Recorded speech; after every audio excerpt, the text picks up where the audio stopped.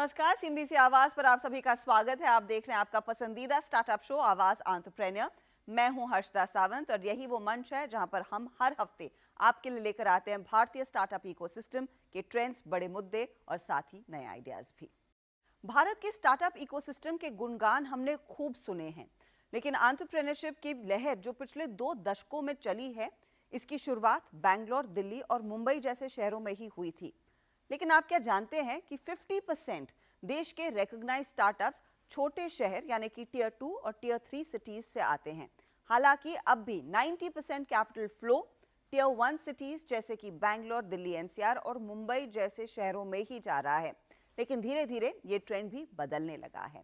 देश के छोटे शहर जहां सालों से कई एसएमईज का कारोबार बढ़ रहा था, वहां आज ढेरों टेक्नोलॉजी स्टार्टअप्स पनप रहे हैं। आज आवाज एंटरप्रेन्योर पर मेरे साथ कुछ ऐसे ही एंटरप्रेन्योर्स जुड़े हैं जिनका मार्केट छोटे शहर हैं, जो छोटे शहरों में से ही आते हैं और वहीं पर काम कर रहे हैं, और ऐसे निवेशक जो छोटे शहरों में काम करने वाले स्टार्टअप्स में इन्वेस्ट कर रहे हैं। मेरे साथ है Narendra Bhandari, general partner Sea Fund के, विमल गोविंद एम के जो को फाउंडर है जेन रोबोटिक्स के, और अंशुल शर्मा जो को फाउंडर है रेडविंग के। तो आप सभी का स्वागत है सीएनबीसी आवाज पर। मैं इनफैक्ट विमल और अंशुल आपसे ही चर्चा की शुरुआत करना चाहूंगी। मुझे ये बताइए, नॉर्मली जब भी भारत में स्टार्टअप्स की चर्चा हुई है और जिन लोगों से मैंने भी इस मंच पर बात की है, मेजॉरिटी या तो दिल्ली, मुंबई या फिर बैंगलोर में रहते हैं। ये बताइए आप लोग, Vimal beginning with you, why did you think of starting in Trivandrum? क्या ज्यादा आसान था वहां पर या फिर कुछ सोचा उसके पीछे? Actually, we started in a small town in Kuttipuram, Malappuram district. It okay. is a tier 3 city, hmm. first of all. Hmm. We started from our campus itself. So basically, I feel even though we studied in small towns, I'm from a village basically called Anakara in Palakkad district. Hmm. But even though we had no limitation on the dream side, because connectivity is there, and we are looking at world as our market space from the beginning itself.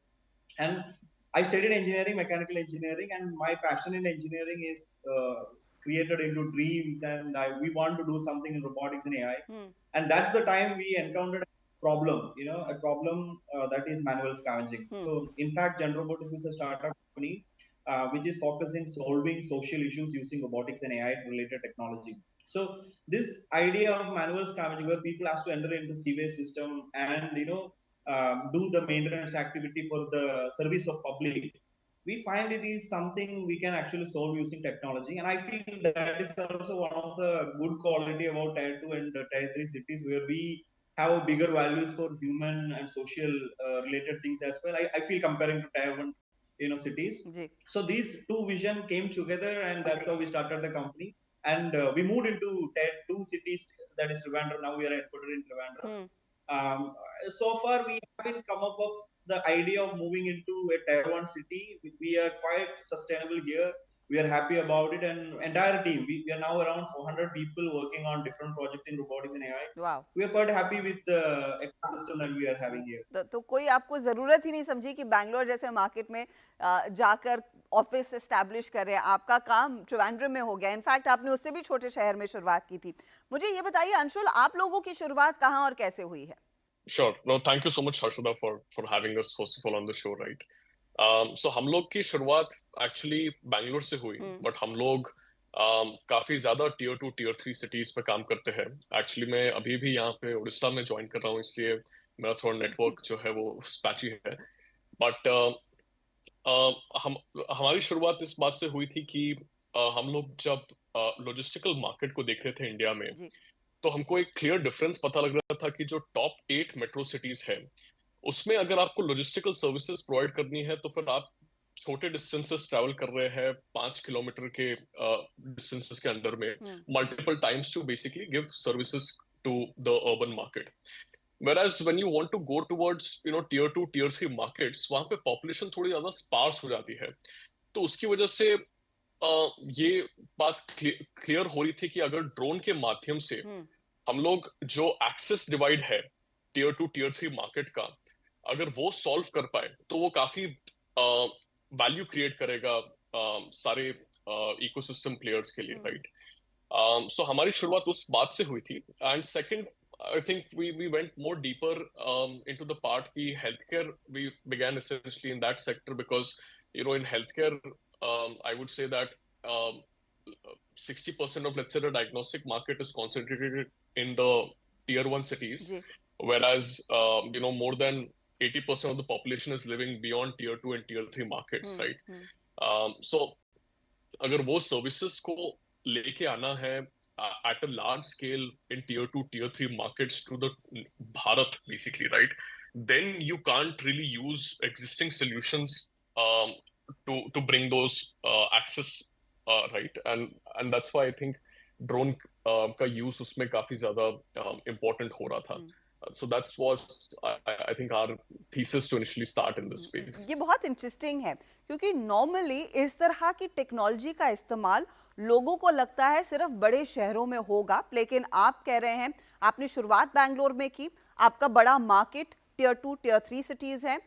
यहाँ पर विमल कह रहे हैं कि देखिए हमने एक tier 3 city से काम की शुरुआत की, टियर 2 में है, लेकिन प्राइमरीली टियर 2 टियर 3 सिटीज के प्रॉब्लम और शायद आगे चलकर मेट्रोज के प्रॉब्लम को एड्रेस करेंगे. मैं इनफैक्ट नरेंद्र आपसे ये समझना चाह रही हूँ, ये जो डीप टेक्नोलॉजी की एक्सेप्टेंस है वो बहुत बड़े पैमाने पर बढ़ रही है जाहिर तौर पर इन दोनों के एग्जाम्पल्स के मद्देनजर, लेकिन क्या यूनिक है इन मार्केट्स में ये टियर 2 टियर 3 टाउन्स में कि डीप टेक आसानी से अडेप्ट हो रहा है और वहां से इतने बढ़िया क्वालिटी के आइडियाज भी निकल कर आ रहे हैं? थैंक यू हर्षिता जी, आवाज एंटरप्रेन्योर में हमको आमंत्रित करने के लिए. ये एक लहर चल रही है जो इनिशियली इंडिया में लहर चली थी सर्विसेज कंपनीज की, फिर उसके बाद चली थी अपने ई कॉमर्स कंपनीज की, फिर उसके बाद चली थी और थोड़े बहुत प्रोडक्ट्स सास प्रोडक्ट्स कंपनीज की. तो अब क्या हो गया है कि नेक्स्ट वेव हर एक कोई देखना चाहता है. हर बच्चा जो कॉलेज से निकल रहा है वो सोच रहा है कि मैं नेक्स्ट क्या करूं, आगे कैसे बढ़ूं. उनको सपोर्ट भी मिल रहा है कॉलेजेस से, एंटरप्रेन्योरशिप लैब्स है, गवर्नमेंट के प्रोग्राम्स है, प्रोफेसर्स भी काफी एंथुसियास्टिक दिख रहे हैं आजकल. इनफैक्ट बोथ रेडविंग से और जेन रोबोटिक्स से हमारी टीम बहुत पहले मिली थी. हम लोग इन्वेस्ट किए उसके काफी पहले मिले थे. क्लियरली इनमें स्पार्क था. थोड़ा हम ऑब्जर्व किए कैसे इनका मूवमेंट है, और हमने आज तक कभी इनको ये फोर्स नहीं किया. इन्वेस्ट किए दोनों पोर्टफोलियो कंपनी से, हमने कभी इनको फोर्स नहीं किया कि आप यहाँ शिफ्ट हो जाओ, हमारे पास आ जाओ, या क्लोज बाय ऑफिस ले लो. जुनून सा है अभी बच्चों में अक्रॉस द कंट्री. हम काफी जगह कॉलेजेस में घूमते हैं, कई आईआईटीज में, स्मॉल कॉलेजेस में जा रहे हैं, सब जगह ये एक वेव चल रही है जी. दूसरी एक और बात है कि प्रॉब्लम्स वहां रहते हुए आप बहुत क्लोजली देखते हैं. हेल्थ केयर का प्रॉब्लम जो अंशुल ने बताया, अंशुल हमको फर्स्ट टाइम समझाया कि ये ड्रोन लॉजिस्टिक्स का रीजन क्यों है. दवाई चाहिए, एक आदमी कहीं जाता है, 3 दिन लगता है, 2 दिन लगते हैं उनको जाके अपना ट्रीटमेंट कंप्लीट करके वापस आने में, दवाई लेने में. ये प्रॉब्लम्स वहां रह के आप बहुत क्लोजली ऑब्जर्व कर सकते हो. बड़े शहरों में तो हम बटन दबाते हैं और दवाई घर पे आ जाती जी हाँ. सो कॉम्बिनेशन ऑफ प्रॉब्लम सामने दिख रही है, बच्चों में एक जुनून है, और ये वेव चेंज हो रही है, और काफी सपोर्ट मिल रहा है कॉलेजेस से एंड इन्वेस्टर्स. तो क्लियरली एक बहुत बड़ा टैलेंट पूल भी उभर कर आ रहा है जब आप वो कॉलेजेस की बात करते हैं नरेंद्र. लेकिन क्या इज इट प्राइमरीली विमल कि वो टैलेंट पूल अच्छा मिला इसीलिए आप लोगों ने वहां पर शुरुआत की, या फिर आपको एक बड़ा मार्केट एड्रेस करने को मिला है जहां पर लोग आसानी से टेक्नोलॉजी का सहारा लेना चाहते हैं और उसके जरिए अपनी जिंदगी को आसान बनाना चाहते हैं? आपका एक्सपीरियंस क्या था? Actually, we started with the basic BTech engineering background, and we have only had the thing of having dream and passion in robotics and AI. And we, due to the connectivity is quite high now, knowledge is accessible to everyone. So anyone with a passion can be easily get used to things in the deep tech levels if they're ready to put a limited amount of efforts in growing that. And that's how we grown, and we were the core team. Is created from the same college. That's the first team which is started to build technology, and that's how we created the first product into the market. And later we tried to use the similar technology because we find there is a lot of human resource available in tier 2 and tier 3 cities which require upskilling for the industry adoption. So we just started to help them, those kind of resources, and we trained them with the knowledge which is available and required for us for developing the products and all. and considerably this way of methodology is considerably comparatively much cheaper than you hire the deep tech advanced talent from tier 1 and put them to work on tier 2 or tier 3 city for basically in a lower living cost area. So we have the advantage of lower living costs, and at the same time there's much more people. They require some more training comparatively, but specifically when we look in specifically into deep tech, if you're really trying to solve a bigger problem which is not solved in the world, it's considered to be a research. Right. So research, you may not be get available people know everything already, so you need to build the people who has the spirit of getting into and solve new problems. That spirit is more required, and I think we do have a lot of resource such like that in tier 2 and tier 3 cities. इस चर्चा में वक्त हो रहा है एक छोटे से ब्रेक का, लेकिन फटाफट लौटते हैं, आप बने रहिए सीएनबीसी आवाज के साथ। जो छोटे शहरों में काम कर रहे हैं और छोटे शहरों में ही अपना बिजनेस बसा रहे हैं, चर्चा में मेरा साथ दे रहे हैं नरेंद्र भंडारी जो जनरल पार्टनर है सी फंड के, विमल गोविंद जो जेन रोबोटिक्स के को फाउंडर है, और अंशुल शर्मा जो को फाउंडर है रेड विंग के। अब अंशुल, मुझे आप ये बताइए, जब आप लोग ये कहते हैं कि मैं दवा एक्स डिस्ट्रिक्ट या एक्स विलेज में ड्रोन की मदद से पहुंचाऊंगा, क्या लोगों का रिएक्शन क्या होता है? कितनी आसानी से इन्होंने टेक्नोलॉजी को अडेप्ट किया है? क्योंकि ड्रोन पर्सपेक्टिव को समझना ही थोड़ा सा शायद कुछ लोगों के लिए मुश्किल होगा इनिशियली। जी बिल्कुल, आई थिंक पहले तो रिएक्शन रहता है कि ये एक साइंस फिक्शन प्रोजेक्ट जैसा लगता है शुरू में, पर हैरानी वाली बात यह है कि ये 7वें 8वें दिन से सामान्य के रूप के लॉजिस्टिक्स उस फॉर्म में आ जाता है। पहले जो 7-8 दिन रहते हैं उसमें लोग थोड़े ज्यादा एक्साइटेड रहते हैं, और सेकंड चीज है कि उत्सुक भी रहते हैं कि देखने के लिए कि क्या टेक्नोलॉजी है, कैसे काम कर रही है, कैसे ये ड्रोन उड़ते हैं, और उनकी कंसर्न्स रहती है, सेफ्टी कंसर्न्स होती है, रेगुलेशंस की काफी ज्यादा क्वेश्चंस रहते हैं। सो उन सब का नियमों का पालन करके और लोगों को समझाना कि ये टेक्नोलॉजी कैसे वैल्यू ऐड कर रही है, वो आई थिंक इनिशियल 7-8 डेज में स्टार्ट हो जाता है, राइट। उसके बाद में 8वें या 9वें दिन से जो पेशेंट्स खुद ही अपनी वैल्यू देखने लग जाते हैं, वो खुद ही देखने लग जाते हैं कि अगर वो 30 किलोमीटर 40 किलोमीटर ट्रैवल कर रहे थे एक डायग्नोस्टिक ब्लड सैंपल देने के लिए, पर अभी वो 2 या 3 किलोमीटर ट्रैवल कर रहे हैं क्योंकि उनके प्राइमरी हेल्थ केयर सेंटर्स में अभी वो दवाइयाँ और डायग्नोस्टिक सैंपल्स जो है वो उपलब्ध हो गए हैं। तो वो I think true impact basically patients को उसमें आता है, और एक बार वो पेशेंट्स को बात समझ में आ जाती है तो फिर वो काफी स्मूथली बेसिकली वो सर्विस का वैल्यू करने लग जाते हैं। धीरे धीरे करके इसे, लेकिन अडॉप्शन हो रहा है और अच्छा खासा हो रहा है।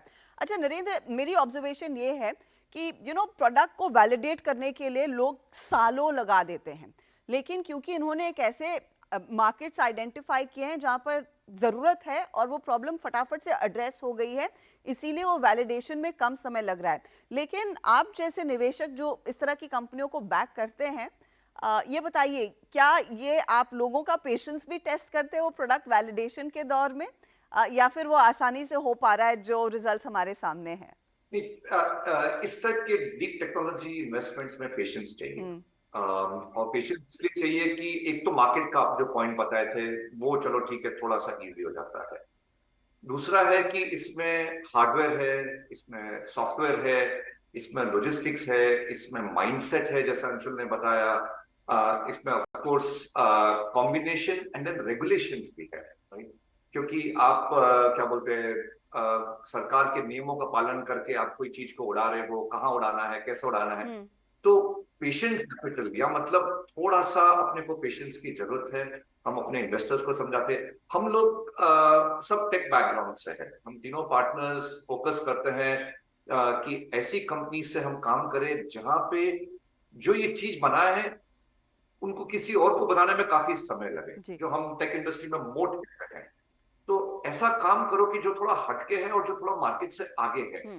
तो अगर 2-4 महीने 6 महीने डिले भी हो रेवेन्यू स्ट्रीम बढ़ने में, एटलीस्ट उसके बाद आपकी ट्रेजेक्टरी बन सकती है।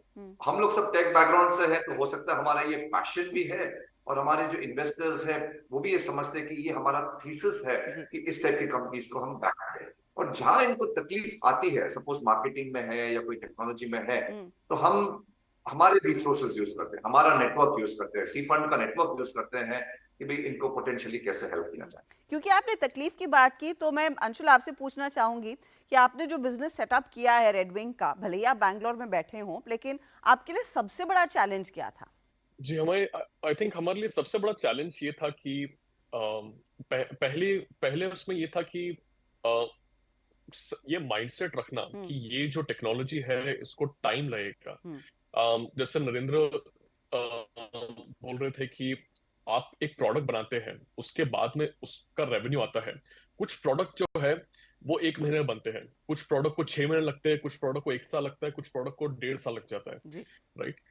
तो तो ये जर्नी को सरवाइव करना, राइट, कि जब तक कि आपका वो प्रोडक्ट बन ना जाए, जब तक कि आप इनिशियल वैलिडेशन कंप्लीट ना कर ले, तो वो जर्नी को सरवाइव करना आई थिंक सबसे हार्ड पार्ट रहा है हमारी जर्नी में भी। और आई थिंक वही एक्सपेक्टेशन बेसिकली मार्केट में सेट करना um, कि जो कुछ deep tech products require IP, deep tech products require that longer gestation period of time, and to value basically those creation of IP and product that you're building. That is the most, I think, challenging aspect for everyone in the ecosystem to understand. But I think credit to the government of India to essentially really boost sectors, specially in the drone sector में। Drone rules 2021 आए, उसके बाद में PLI scheme आई, और काफी ज्यादा support basically sector को मिला है overall, right? So not just drone sector but I would say even in space tech in India, EVs को भी काफी सपोर्ट मिल रहा है। तो डीप टेक को स्पेशली काफी सपोर्ट मिल रहा है गवर्नमेंट से, जो कि काफी initial challenges I think are getting solved now. Talent की बात आती है तो ऑफ कोर्स ये मार्केट्स काफ़ी अट्रैक्टिव है, लेकिन कहाँ-कहाँ लोग काम कर रहे हैं और कर सकते हैं, वो भी एक बड़ा सवाल है। नरेंद्र, हमारे सामने बहुत बढ़िया 2 एग्जांपल्स खड़े हैं, जो रोबोटिक्स में है, ड्रोन टेक में है, लेकिन और कहाँ पर डीप टेक में मिडिल इंडिया में ज़्यादा एक्टिविटी बढ़ती हुई दिखाई दे रही है?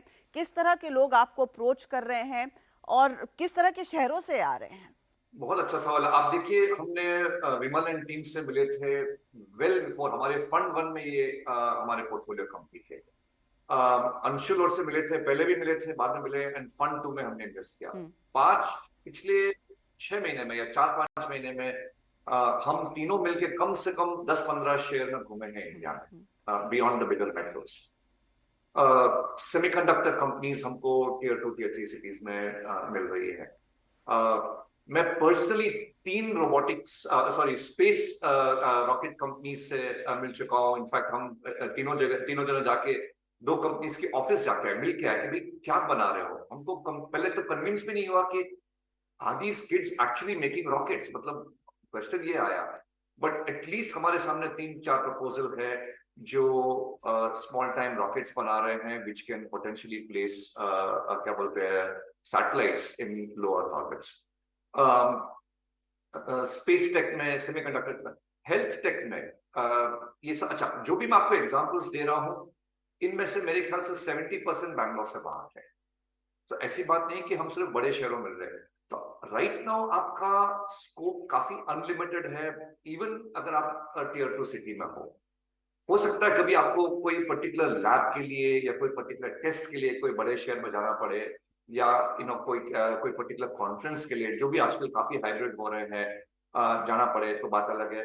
नहीं तो इन्वेस्टर्स भी आजकल सब जगह घूम रहे हैं। हमने तो काफी ट्रैवल किया है सिटीज में मिलने के लिए, ताकि भी किस टाइप के फाउंडर्स है, ताकि हम अर्ली मिले, विमल जैसे, अंशुल जैसे हम अर्ली मिले फाउंडर्स से। I don't think there is any limit. अपनी सोच की लिमिट है, बाकी अभी आप कहीं से भी काम कर सकते हो, आपके रिसोर्सेज आपके पास आएंगे अगर अच्छा आइडिया है और प्रपोजल है। बट आजकल तो स्काई भी नहीं, space is the limit and perhaps people are looking beyond space as well, अगर मौका मिले तो। अब सवाल मैं आपसे लोगों से, आप तीनों से पूछना चाहूंगी, यहाँ से आगे क्या, किस तरह के स्केल करने का मौका है? रेडविंग के क्या प्लान्स हैं, अगर उसका अंदाजा हमें अंशुल दे सके। आज आप हमसे मुलाकात करें, उड़ीसा में बैठे हैं, कितने और राज्यों में आपके ये ड्रोन के जरिए दवाइयाँ पहुंचाने का कार्यक्रम और मजबूत और जोर पकड़ेगा? जी, हम लोग अभी उड़ीसा और अरुणाचल प्रदेश में ऑपरेट कर रहे हैं। इसके अलावा हमारा प्लान है कि नेक्स्ट 18 to 24 मंथ्स में पैन इंडिया ये सर्विस को एक्सपैंड करें, and apart from like horizontal expansion of within the geography, the vertical expansion that we're doing कि हम लोग अभी हेल्थ केयर में काफी कॉन्सेंट्रेट कर रहे हैं। हेल्थ केयर के अलावा जो मिडिल माइल लॉजिस्टिक्स है उसमें भी हम लोग अभी वेंचर कर रहे हैं, क्योंकि जो सेम ड्रोन यूज होता है वही सेम ड्रोन बाकी एप्लीकेशंस के लिए भी एप्लीकेबल है within the category of logistics. So that is what are homegrown, like I think our domestic plans are.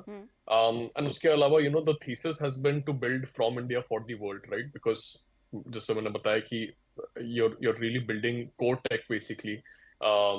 Just so for that purposes, I think our plans are more concentrated towards APAC region from an international standpoint. Okay. विमल, आप बताइए जेन robotics का क्या plan है, किन नए markets में आप उतरेंगे, स्केल का क्या इरादा है? So basically, we find robotics and AI as a market is not tapped well at the point of time, and we feel robotics and AI. And what we are currently doing is like we created GenRobots as a beautiful platform of talent, human resource, and for the robotics and AI and all. And we are solving the problem specifically targeted in social aspect. The issues like manual scavenging is one of the issue we are trying to we are solving currently the product called Bandicoot Robot, and the similar kind of problem where people entering into sanitation, drainage, and all for the maintenance of this similar kind of confined space issues are there in oil and gas sector. We are already supplying solutions, major PSUs like Indian Oil Corporation, Bharat Petroleum, HPCL, and all in India. And at the same time, now we are also expand into the medical sector where we are created a new product in that segment called a G-Gator, which is the neuro rehabilitation device. So these are the verticals that we are currently working on. At the same time, we are scaling these entire portfolio in each and every tier 2, tier 3 cities, even in tier 1 cities also in India. We are operating in 22 states, and we continually increase the scale as the biggest market for us, because we are getting that kind of feeling our product portfolio in India. Similarly, we also started to expand the portfolio internationally, specifically to the developing countries, where the similar business model can be easily replicated and scaled in other places. Will be our secondary market priority. We have a different strategy for the developed nations also. We are working in few developed nations also on deploying the same solutions in these segments as well. तो clear सिर्फ भारत ही नहीं, international पायदान पर भी आप दोनों की कंपनियां बढ़ती हुई दिखाई देंगी। चलिए, बहुत बहुत शुक्रिया आप तीनों का हमारे लिए समय निकालने के लिए, and I wish you all the three the very best of luck. बहुत बहुत धन्यवाद। Thank you so much. चलिए, इसी के साथ आवाज एंटरप्रेन्योर में मैं भी लूंगी आपसे इजाजत। आपको हमारा कार्यक्रम कैसा लगा, इसका फीडबैक आप हमें जरूर दें। अगले हफ्ते फिर मुलाकात होगी कुछ और नए आइडियाज के साथ। Goodbye, good luck.